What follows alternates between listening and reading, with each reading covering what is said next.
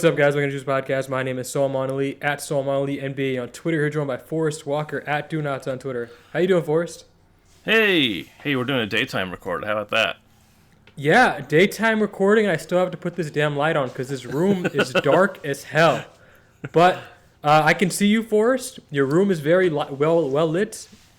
Your hair looks luxurious. Thank you. Yeah. Hey, daylight does wonders. Yeah. So we are ready to go. So it's January 20th, which means January 15th has passed, which means it's only appropriate that we do a trade deadline preview today. I had a written up version of this discussion kind of on RedNationNews.com if you guys want to go check that out. But before we get into the deadline, let me ask you this, Forrest. Does it matter to you that the Rockets have kind of been sliding as a team since like Christmas? It matters to me. I don't know if it matters to everyone else. And I want to, after we get to this, I want to ask kind of a follow-up question to that. It's a good question. It is a little worrying because, you know, they started out the gates pretty hot. Well, all right. Stumbled immediately out of the gates. They lost 3 games in a row, but then they look good after that. And they've been looking for a while. And a lot of people were waiting for the other shoe to drop, and they're like, "Well, I guess it's not going to, because it's been 30 games and the shoe hasn't dropped." The shoe's dropping now, it seems like, and definitely part of that is due to missing Tari Eason for quite a while and missing Dylan Brooks until pretty recently, and then Dylan Brooks coming back and not looking like the same guy as he was before, largely because he's not hitting all of his threes like he was before. Right. And the concern to me is, all right, if this is just Tari being missing and them playing against good teams, which are both happening, they're playing against teams like the Sixers and the Celtics and stuff, they're going to beat you. They're good. But to some degree, is this them regressing to the mean? Their defense looked really good when nobody was hitting shots against them. But then three-pointers started to fall. There was a run of 5 games, which I think ended with not this last game, but a couple games before that, where opposing teams over 5 games shot 44.5% from 3 against them.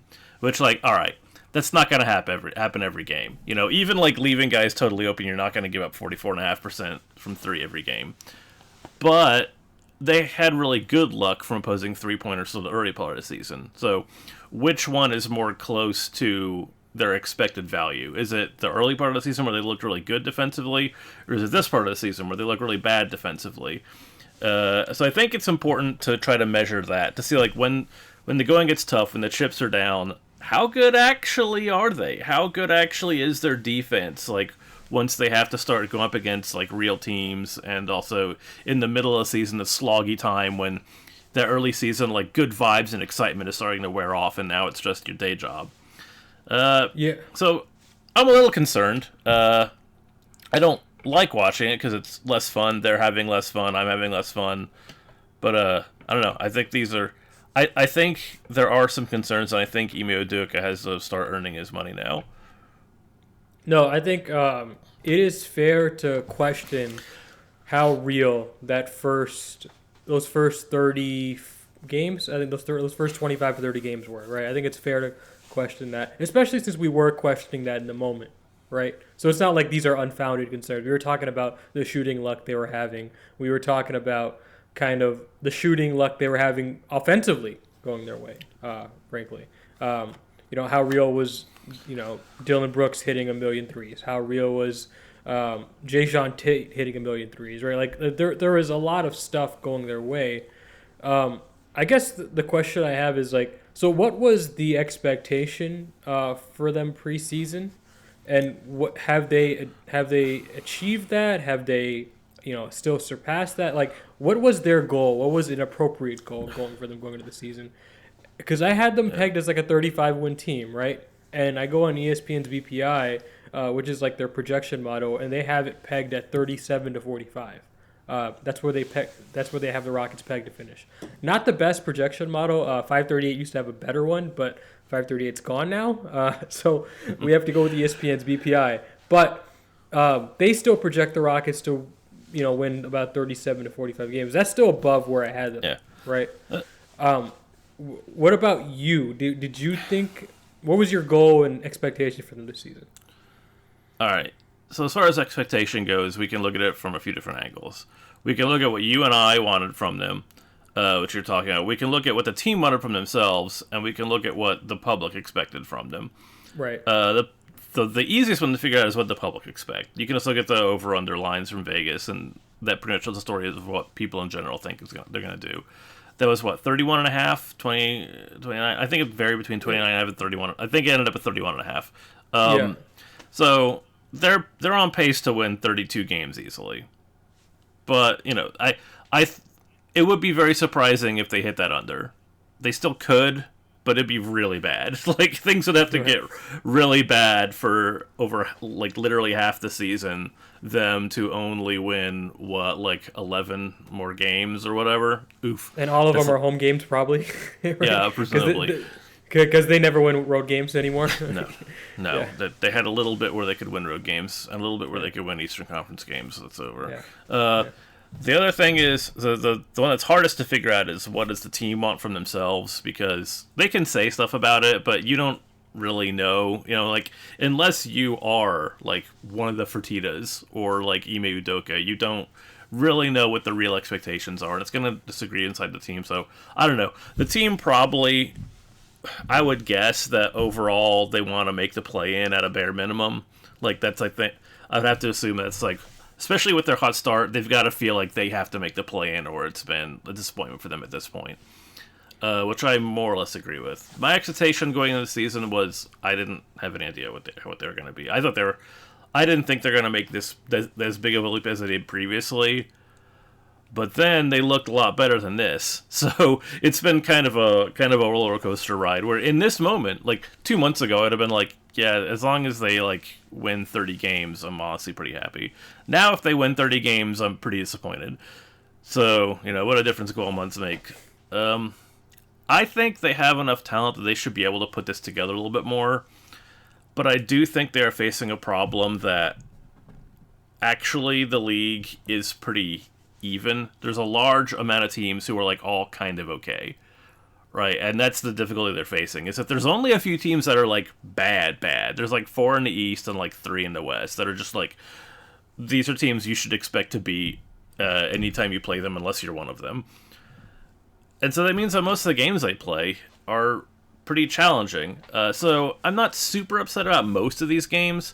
It's just the ones that they look particularly bad. Like, weirdly, the game against the Timberwolves was pretty bad because they did look like they kind of given up in that game. And losing the Timberwolves is no shame at all. Timberwolves are excellent this season. That is a title contender team. You should not expect to beat them if you're the Rockets, but you should expect to, like, not lose that badly. And the team against the Pistons was worrying. I mean, given the Pistons had to have a lot of things go right for them to lose a game by 2 points against like a 500-ish team, but those things did go right for them, and that's a problem. So I do feel like the Rockets are in a slump right now. I don't know whether it's because they're getting exposed to who they really are. I don't know if it's because they're having bad luck on opposing shooting. I don't know if it's because they just are like in bad vibes and just don't have the juice right now. I think we need to see what happens after they like get a win or two under their belts, which, I mean, hopefully will happen pretty soon, right? You gotta expect the win at some point, but they've gone from like a few games over 500 to a couple games under 500 in a fairly short span of time, and there was a minute where they looked like they had a real chance to take the division, and now that's obviously not going to happen. Like, they were a couple games behind the teams leading their division, like, not that long ago, and now that's over. Yeah. A couple things. So they are underperforming their point differential, which means they've had some bad clutch luck, right? Which, for a young team, actually, you do kind of expect some bad clutch luck, right? Yeah, it's not that surprising. Right. And Fred VanVleet was kind of carrying the load there for a minute, but now it seems like they're playing like a young team in close games, right? But I will say this. Even if I agree with you that I had adjusted my expectation to where play-in tournament equals success, right? That's kind of where I was at too. I don't think they should do anything rash if they miss the play-in tournament, because the Western Conference is kind of correcting itself in like a pretty drastic way. Like the teams that were bad in the beginning of the season are really making a push. Like the Clippers, for example, are like fourth in the Western Conference after they were like 12th or whatever, right? The Pelicans are a serious team again. The Mavericks have climbed the standings again. The Jazz, after they had a surprising year last year, it's like, oh, it seems like they're going back to normal. No. This is their normal. They're a good team, right? They're like a competitive team, right? So all the teams that like were expected to be better than them, but that they had surprisingly surpassed, are going back to where they should be in the conference. Now, I guess, what do you do now if you're Houston? Well, what you can do now is you just try and compete the best you can and try to get that play-in tournament. I worry that they do something rash if they don't get there, because again, I think generally the organization they've had misses, right? Like the front office has had misses. Don't get me wrong, they've made mistakes. My worry is that if we deem this a failure, the front office will overreact in the off season and heads will roll. And I don't think this is a heads will roll kind of season, right? Like I don't think if they miss the play-in tournament, Rafael Stone should lose his job. Right? Yeah, I think anything 35 wins and up is not a problem for them, actually. Right. No, but no, you and I agree with that, right? Like we're being rational. Sometimes ownership isn't always so rational, right? Especially once they've gotten a taste of the good life, right? In the beginning of the season. All right, and this is a question I wanted to ask you, this is a great time to do it. Do you think? All right, it's a two-part question. Do you think the Rockets should do something to try to make the playoffs? Like, do you think it's worth trying to make the playoffs this season at the trade deadline? And do you think they will? Like, should and will, both. I think they should do something to improve their team because they have this Oladipo's expiring salary just sitting there. And if they don't do anything, it's just going to go away. So I think it actually might be prudent for them to make a win-now move because of finances, right? Because they've been for months preparing to be a mid-level exception team this summer. And if that contract expires on them, they're not going to be that. So I think there's a way where they can make a win-now team, a win-now trade that actually serves their long-term objectives. And the good news for them is, so first off, we should establish that what everyone's talking about makes sense, which is Landale's nothing. I'm sorry, Jock, but you're not working out. Victor Oladipo is nothing on purpose. And then a lot of people have been like wish casting Jayshawn Tate into that trade package, which for reasons that are only becoming more sensible as time goes on, honestly. So you can put together a pretty good salary with those guys, right? You could get back a pretty decent return, like salary wise. And then the very good news for them currently is that the Brooklyn Nets have been falling back to earth, kind of where it made sense for them to be the whole time. That Brooklyn pick is getting sweeter and sweeter by the minute, and hopefully that continues on for Houston, because the better that Brooklyn pick is, the better a trade package they can put together, and the better of a player they can get in return without having to give up like some of their some of their like recent draft pick prospects. My other question for you is... Okay, go ahead, yeah. What would it take for you to be willing to put one of those big six into a trade package this summer? Or this winter, rather? This leads into my next question. My first trade deadline question. Let's talk about the trade deadline. Like we've talked about this now. Go. Okay. Are you at the point where you're exploring Jalen Green trades if you're Houston? Because we've been talking about this now, right? And now I feel like we're safely at the point where there's like two players on the roster that probably deserve a starting spot over him, right? In Tari Eason and Cam Whitmore, right? But you have to balance that, Houston, like without being rash, without making a trade just to make a trade. So are you at the point where you're having talks? And if you're having talks, how serious are those talks? All right. I wouldn't say he's on the block. Like, I don't think I'm advertising him, but if people call about him, I'm listening. Like, right. I want to know what his trade value is right now, because for a good enough offer, I'd do it. I don't think that offer's on the table is a thing. Like, I don't think anything is out there that's going to be worth it for them. Like, I think if he is going to get moved, it'll be this this offseason or later. Can I ask you then? Like, so what is something that is worth it for you? I think not just a starter quality like 2 guard, but like a sharpshooter who has real promise and potentially could be an all-star. So we're talking like a Bridges type or something like that, or better than that. I'm even a step higher than that. I'm like Donovan Mitchell, right? Like if it's just Bridges, like that's boring. I feel like I can get Bridges without putting in Green, right? Like I feel like with the amount of Nets capital that they have enough carrot to get Bridges away if they really wanted to get Bridges, right? Because the Nets get that incentive to tank, get their control back, and then they get that sweet lottery pick, right? And then next year's lottery pick or whatever, right? Like there are ways to get Bridges if you want Bridges, but if you want to throw in Green, that's where I'm like, okay, then you're not getting the lottery pick, right? Yeah. Like you don't get both, right? I think Green is firmly like on the level of that lottery pick in terms of value. Yeah, and I think you're right, and I do think that right now the problem is that he's playing real bad right now, right? You'd actually kind of want him to play better for a while, and then raise his value, because right now if you're Houston, you're like, well, he's at the lowest value he's gonna like. He's playing a little better lately, right? And if he keeps it up, this might actually, ironically, make him more likely to get traded because it raises his value to other players, or to other teams.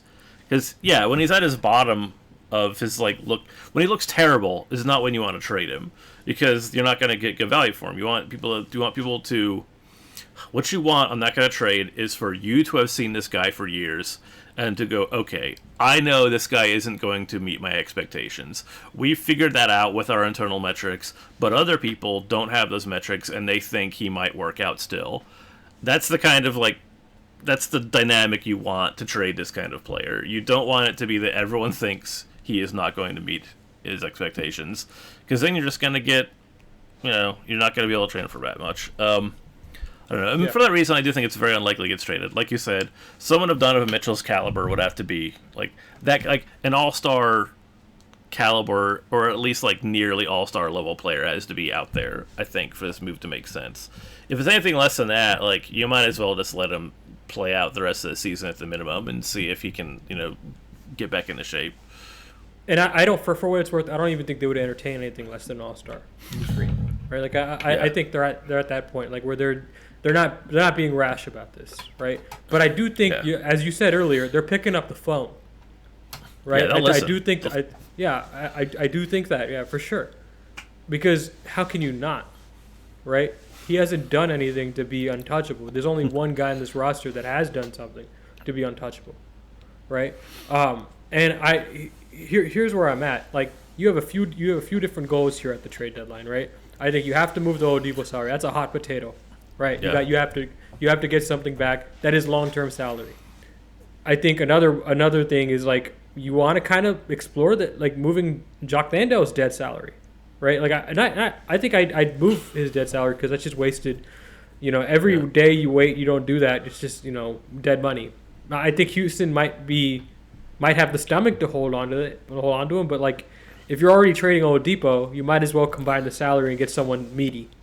Right? Yeah, get a more expensive player back in return. Right. And then you got the Jayshawn Tate thing. Yeah, I don't know. Right. I mean, I guess Chuck Landale's presumably a negative asset right now, right? Like, I'm trying to think through, like, is he a negative or positive asset, or like a neutral? I think he's like a neutral asset. Yeah, because you can kind of clear your books, Yeah, I mean, he definitely doesn't add anything, so, adding him on there is basically just like trying to make salaries match. Yeah, if he was a good player, he'd be a positive asset. Because he's a bad player, he's a neutral asset, right? Yeah. Because that contract is just so nothing, right? It's just so for the years going forward. For now, it's not nothing. You got to eat that, but for the years going forward, it's nothing. I think that Oladipo is like a conditional positive asset, depending on what kind of trade you're doing. Because he's not playing, he's not really doing anything, but he's expiring this year. So if a team wants to get some cap space this summer, if they want to move long-term money and make some room, then he's a positive asset a little bit. But I mean, same thing with obviously, Rondale, right? Yeah, like they're like the same. I kind of think they're like the same.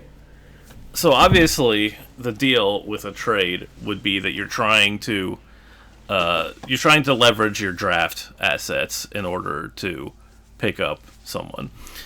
And they have pretty good draft assets right now. My question to you would be, what is the most valuable asset or player that you would include in a trade this trade deadline? Assuming that you're getting back like a reasonable return, not like, a star unexpectedly is coming to you. Okay. That lottery pick. The 2024 Brooklyn? Yeah, but it'd have to be a starter, right? I'd have to get a starter back.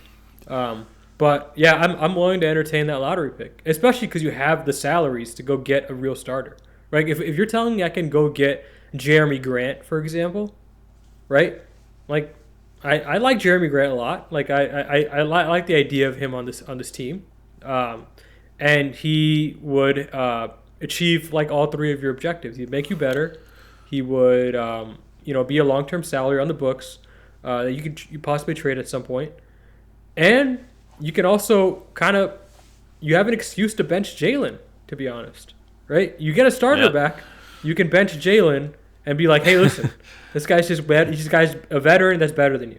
He's a veteran. It's not no longer Tari Eason or Cam Whitmore, like a 20 or 21-year-old. This is a veteran that is better than you. Sit on the bench, Jaylen. Right? Yeah, that's true. That the optics are a big deal for that, and I think we talked about it before, but it can't be overstated enough how much the Jalen Green situation is really being run by the optics of it. That you have to have a sufficient reason to bench him, or else you just really can't do it this season. Yeah, next season, different story. But this season, no, you have to do something like that. You have to get like a proven veteran who it's not shameful for him to be sat in front of. And frankly, like I'm at the point where like he has to have like a good next couple of games, like a really good next couple of games for me to continue starting him. Just because that again, like we talked about this, like that noise coming from behind is loud, and it becomes damaging when you're not giving other guys reps that are just more deserving, right? I'm writing an article right now on Jaylen, and this is kind of sidetracked, but we'll get back to the trade deadline really quick. I know you got a hard out at 3:45. So I'm writing an article right now on Jaylen where I think his main competition right now is not Cam Whitmore. I think his main competition right now is Amen Thompson for the starting point guard spot in this team long term. I don't think this player archetype can work as a shooting guard. I just don't. As a wing, I just don't. I think you have to be better defensively. I think you have to be a more efficient scorer if you're not better defensively. I think this kind of player, if you're going to be this, you have to be a ball handler, right? You have to be a lead ball handler. If you're not going to be like crazy efficient or crazy good defensively, like I just think that's where I'm at with Jaylen. Like if I were the organization, I'd put him at backup point guard within the next couple of games if the trends continue the way they are. Right? So that's kind of my thinking going into the trade deadline, Jaylen wise. Yeah. Well, and that's very forward thinking too, because if Amen can be your point guard going forward, like you need to have the plan for who's next after Fred VanVleet. Fred VanVleet is not forever. He's not on the same timeline as these other guys. He is a transitional figure. So yeah, if you can get Amen these reps, get him learning from Fred while he's out there, like create your successor now. And Amen's looking pretty good. Like he's looking real good for a rookie. Amen and Cam being as good as they are has been a real monkey wrench in Jalen Green's plans, whatever they might be. So you're not wrong. I mean, that is... Yeah, he has 3 guys breathing down his neck, all who look like have very good reasons to be the starter in his position. And he's really just not... He's been a little better lately, but he's not showing enough right now. I mean, maybe he needs more time. Maybe he does need more time to like let the game come to him, but... I don't think they have. The Rockets, if they were bad this season, it'd be different, but they're not. They're not bad enough, except for him. No, I feel you. So have you thought of some guys that you would consider trading for at the deadline? Huh. See, the thing is, I don't know who's going to be available at the deadline, so I don't know who I want. So, can I throw some names out there? The two names that I like the most that Houston's shown interest in one of these guys already, and this seems fairly realistic. It's like a pragmatic kind of move. I would keep my eye on John Collins and Malcolm Brogdon. I feel like those are guys that are pragmatic moves. They solve a lot of your issues, right? I think backup center is like kind of a blah concern. I don't think it's really that big of a concern when I watch the Rockets. I know a lot of people are panicking about this. I don't think the Rockets are like starving for a backup center. They have a lot of bigs, right? They can make. I mean, they it'd can be make nice, do. but yeah. They can make do. I think they're fine. And Collins can play backup center, right? And he provides you shooting, right? And like it's like a 2-in-1 kind of scenario with Brogdon. He solves kind of more the needs that I see for this team, which is like I think they need another guard, another combo guard, another playmaker, another guy who can defend off the bench, another guy who can shoot for you off the bench, just another ball handler who can shoot. Like that to me is a bigger concern than a big. No, the shooting is atrocious currently. They badly need as much shooting as they can get. They don't take enough threes. They don't hit enough threes. They'd be much farther ahead in the standings right now if they had like a normal amount of shooting for an NBA team in 2024. Right. Yeah. And like, these guys help you, and you could also start Brogdon in a pinch, right? You could take that. So you could take it one step further and be like, hey, Brogdon's going to take your spot, right? Which is less sellable than like Jeremy Grant, but it's still sellable, I think. Right? Yeah, he's still been around. Yeah, and he's still better than him, right? Like, critically. Yeah. Other guys I would look at, obviously Harrison Barnes came up as a name recently, as an actual name that the Rockets are fishing around for. Mark Stein reported about this on his newsletter. The thing with this is like you kind of have to be a third team. I don't see a 1-for-1 trade coming up. I think this is a kind of player you trade if you're help facilitating the Kings getting somebody. And if that's the case, I'm more than willing to go up front. I've explored the idea of Houston coming in as a third team for like the Lakers trying to get like DeJounte Murray, or the Kings trying to get a big name fish of their own, like just coming in as like the facilitator, right? If you can get like Austin Reeves from the Lakers, or if you can get Harrison Barnes for the Kings, if you just help grease the wheels in a certain direction, I think that's a smart way of doing this too. Well, and you can get good value on your return that way too. Mm-hmm. So that's not bad. I mean, the Rockets right now are still in a position where they want to like increase their asset stock, as it were. Like they do need to be ready for when a big trade becomes available. Which it's easy to think like, oh, we found the guys. These are going to be the guys. Probably not. Probably they're going to need to have like a blockbuster trade between now and potential contention to get there. So yeah, something where you're instead of spending assets to be better right now, if you can pick up a somewhat usable guy, like you said, like an Austin Reeves or something, and be that facilitator team, you'll pay a lot less because you're doing a service for them outside of the actual trade itself, so you can get better value, so you can like stock up your war chest a bit. Yeah, for sure. There's also guys that I think aren't being talked about enough, like Colin Sexton. Like I think he could possibly be had from the Jazz, and I think he's an upgrade over, frankly, the minutes you're getting from Aaron Holiday and Amen Thompson. To be frank, like Amen, he has shown flashes. I still think someone like Sexton would be better. I like the idea of Houston trying to trade for like a DeAndre Hunter from the Hawks. If the Hawks are going full sell mode, like I'd like to go sneak that in, right? But I'm not sure how willing the Hawks are to go trade DeAndre Hunter. Like these are the names that I would look for. I would look for starter or fringe starter type players that can shoot the ball. Like that's a prerequisite. You have to be able to shoot the ball, and you have to be able to start in a pinch. Is Aaron Holiday the most enjoyable and likable player that they should probably move? Yeah, maybe. I mean, I'm not a big Aaron Holiday fan, to be honest. Like, I think he's fun, but he likes to score the ball. Definitely good. Yeah, he was shooting really hot earlier, and that was cool. But now he's like normal, and it's not so cool. Now he's like waving off like Alperen Şengün, and it's like, all right, man, this was fun earlier. Now it's like you gotta hit all of them if you're gonna do that. Yeah.